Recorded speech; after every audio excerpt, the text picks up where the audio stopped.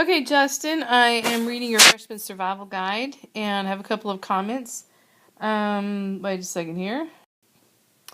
Okay, we spoke in our lesson about the requirements of this short essay were to write with a sense of exigence, sense of urgency, and also as a way to achieve sentence variety, to begin some of your sentences with the present participial phrase, which of course is a verb ending in ing, like running and forgetting, and we'll talk about that in just a second.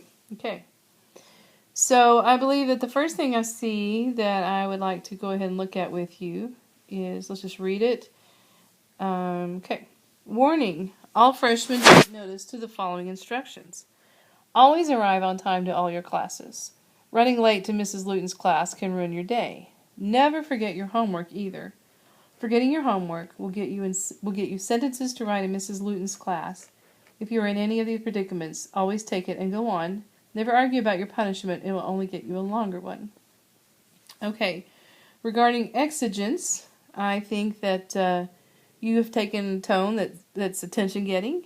And the first thing I see is your opening word, warning. Now, I do believe that you probably want to go ahead and make that a single, you can see my exclamation mark. I would make that a single word sentence. That's what is that called? Interjection. Warning. And then your next sentence would start there with, all freshmen take notice to the following instructions. I would separate those into two sentences, but on the sense of exigence and urgency, I think you have gotten their attention and you clearly are deeply invested in making sure they take you seriously. Alright, so your second sentence says, always arrive on time to all your classes. Running late to Mrs. Luton's class can ruin your day. I like how those two sentences flow together. It's your first example or first instruction is to arrive on time.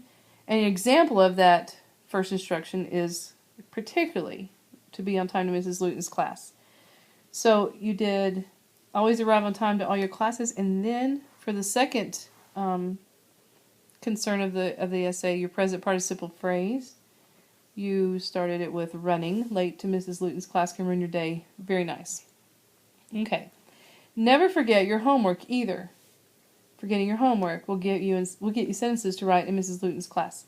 Again, you've paired it with an instruction and an example. That's good. I like the fact that you didn't just give me a quick list of things to consider without giving examples. Nice example on forgetting your homework in Mrs. Luton's class. Poor Mrs. Luton, we're picking on her. Maybe she picked on you. I don't know. Okay. So then you move on to your third piece of instruction. You say, if you are ever in any of the predicaments, always take it and go on. Never argue about your punishment. It will only get you a longer one. Again, I think that I'm buying the urgency, and as a reader, you have my attention. And so I think in the sense of writing with a sense of exigence, easily I can award you a 95. Okay, when it comes to present participle phrases and beginning your sentences with them, let's see if I can do this right. Hang on a second. Okay, now moving on with discussing your present participle phrases. We can't count, just want to make sure that you understand that this warning, that's not what I want it to do. What am I looking for here? Here we go. This word, warning, since it stands alone as a single word sentence, I wouldn't count that as a present participle phrase sentence, even though it is the first word of what you combined as a whole sentence here. I would still say that kind of stands alone. Okay, the next thing, but I like it. I don't think it's a problem.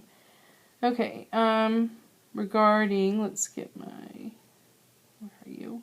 Learning how to do this. Ooh, right over here. Now that sentence did begin with a present participle phrase. Running late to Miss Luton's class can ruin your day. Right here is your phrase. Running late to Mrs. Luton's class. Good job. Okay, and then your next one, forgetting your homework, will get you sentences to write Mrs. Luton's class. Well, the goal of using present participle phrase was to have sentence variety so that all your sentences don't have the same subject, verb object structure, and you did a nice job because you have 2 present participle phrases worked into what I see as 1, 2, 3, 4, 5, 6, 7 sentences. I think that achieved your sentence writing and by using present participle phrase. So on both of those, let me get to my red ink here. Like I said before, 95 on exogens, and then I can award you a 95 on present participle phrase. And I hope it kind of helped to talk through that. If you turn in the notes to me about what I said to you about the compliments I had for you on what you had to do here, what I think you did right, along with your grade, then I will record the grade and you'll have your 95.